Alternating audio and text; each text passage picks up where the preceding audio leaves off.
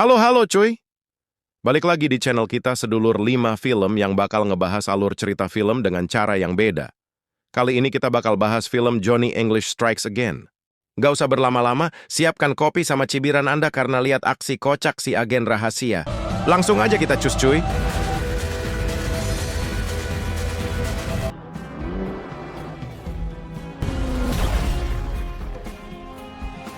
Cerita diawali dengan kekacauan di markas besar MI7.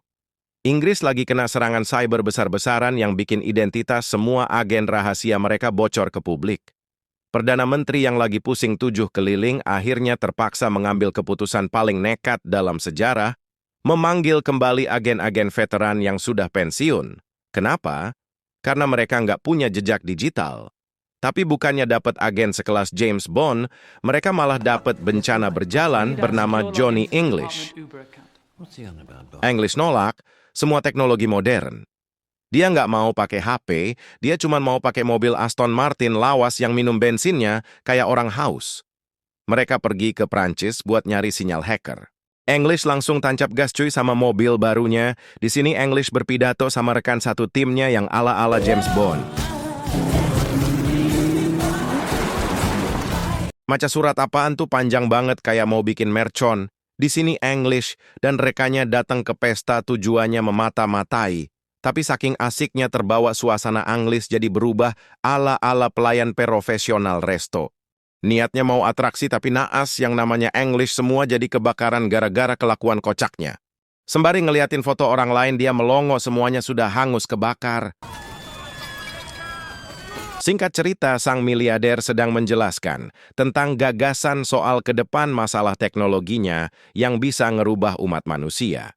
Di sini Perdana Menteri terkesima dan ingin membujuk miliarder itu untuk kerjasama.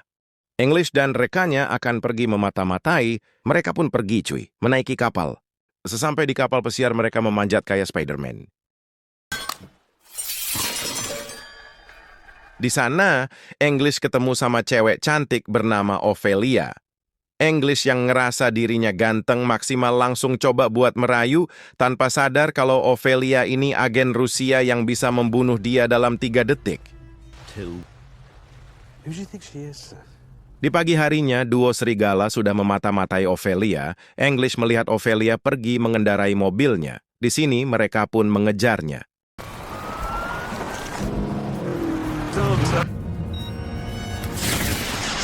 Dengan pedenya English bilang pada rekannya, mobil listrik Ophelia dia akan kehabisan daya mobilnya, lalu kita bisa mengejarnya dengan mudah, lalu dia akan meminta bantuan pada kita. Nas cuy angan-angannya terlalu tinggi malah mobil dia yang mogok karena kehabisan bensin. Kocaknya Ophelia malah putar balik dan bilang ke English untuk menunggu hotel di depan. English menjawab dengan pedenya apa ini kencan. Singkat cerita, Perdana Menteri sudah ketemu sama miliarder, mereka membicarakan kerjasamanya. Di sini si miliarder memperlihatkan aksinya meretas CCTV. Mereka pun bicara 4 mata. Singkat cerita, English datang ke hotel di mana Ophelia mengajak kencan. Di sini banyak momen kocak yang English lakukan. Dari salah ucap nama, pesan minuman, sampai cara minumnya yang bikin geleng-geleng kepala cuy. Namanya film cuy, mau sekocak apapun jagoannya tetap sandingannya wanita cantik seperti Ophelia. Yang paling pinter temanya cuy, dia sudah curiga pada Ophelia bahwa dia agen rahasia. Tapi English dengan kocaknya berpandangan lain. Di sini Ophelia mendapatkan telepon untuk langsung eksekusi English karena English agen rahasia yang benar-benar mengancam. Belum cukup sampai di situ, pas mau nyusup ke kapal pesiar musuh, English malah salah minum pil. Niatnya minum pil tidur buat musuh, malah dia sendiri yang minum pil energi dosis tinggi. Alhasil, dia malah joget-joget non-stop di lantai dansa kayak orang kesurupan.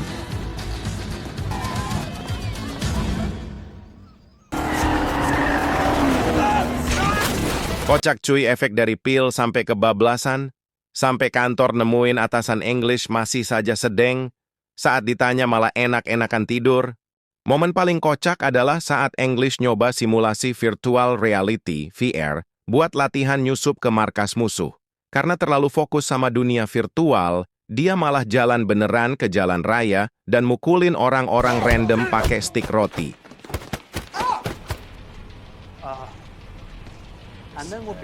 Yes, we have a potential suspect has been identified. Jagoan yang satu ini nggak ada lawan. Singkat cerita, English ditugaskan untuk menyusup ke rumah sang miliarder. Ternyata Ophelia sudah sampai situ. Mereka bertemu kembali, tapi sebagai agen rahasia negara masing-masing, kocaknya mereka kerjasama. Kocaknya lagi, cuy. Di saat English merekam si miliarder, ponselnya kepencet, alhasil mereka ketahuan. Pindernya lagi Ophelia pura-pura mergoki English sebagai penyusup. Singkatnya, English di sini diejek oleh sang miliarder. Bisa-bisanya negara mengirim mata-mata sepertimu. Di sini English punya momen untuk kabur, dan English pun kabur, cuy. Jagonya kocak, musuhnya juga kocak, sebanding sama kepintaran jagoannya, cuy. Singkat cerita, English lolos, dan English di sini memperlihatkan hasil kerjanya, tapi apa yang terjadi, cuy, rekamannya sudah berubah. Yang ada orang lagi ulang tahun. Di sini Perdana Menteri memecat English, kata Perdana Menteri sialnya alam semesta ini mengirimkan agen seperti mu untuk negara ini. Menyakitkan, cuy, English pun galau.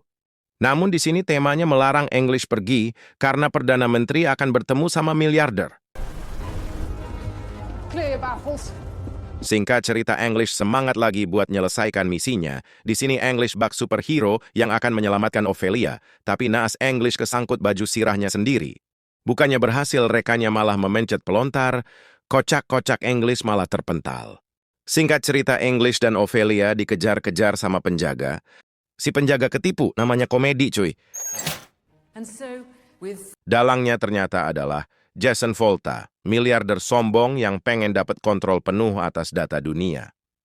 Di pertemuan G7 di Skotlandia, singkat cerita koordinat roket sudah diaktifkan, tapi naas yang namanya English dia salah mencet tombol, cuy, alhasil malah kapal penyelamat yang kena bom.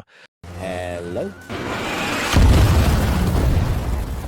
Salah aja masih benar, cuy, bagi English. Kekacauan total terjadi, tapi secara ajaib English berhasil mempermalukan Volta dengan cara yang paling enggak masuk akal. Melempar tablet ke arah Volta sampai dia kalah. Gimana menurut kalian? Apakah keberuntungan English ini murni skill atau emang penulis skenarionya lagi malas mikir? Tulis di kolom komentar ya. Jangan lupa klik subscribe biar admin semangat rekap film lainnya. Sampai jumpa di video selanjutnya.